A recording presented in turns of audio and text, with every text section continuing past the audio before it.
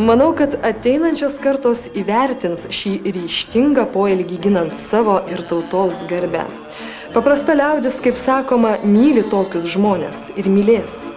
Kartoja ir kartos ištartų žodžius kaip katekizmą.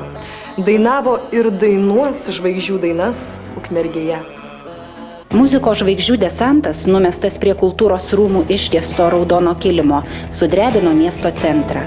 Rusiškai dainuojanti latvių Vaikulė, Kėdainių Giulija, braškiniai biplanai, Alanas ir Aras iš naktinių personų su besilaukiančia Renata ir netgi Rytis Cicinas nepasididžiavo, atvyko.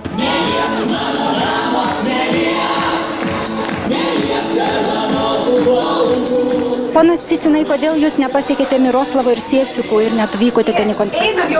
Visą laiką būna tų techninių nesklandumų, bet manau, kad ateityje išspręsime juos ir būtinai aplankysiu Siesikus.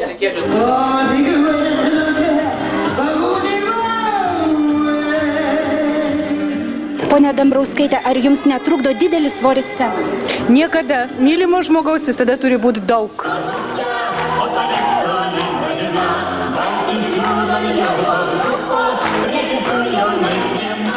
Visą gyvenimą scenai praleidus visada su daina. Koks čia gal jaudulys, tik tai toks vidinis džiaugsmas, kad ir Ukmergė išgirs mane.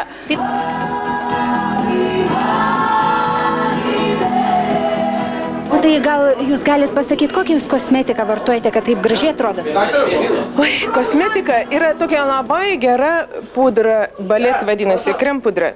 Pati geriausia kosmetika pasaulyje, Lietuvoje ir Čikagoje irgi primtina kaip ir čia. Po koncerto gerbėjai prašė autografų, tikrino, ar butkutės kojos tikrai butkutės. Pasižiūrėkite mano kojas.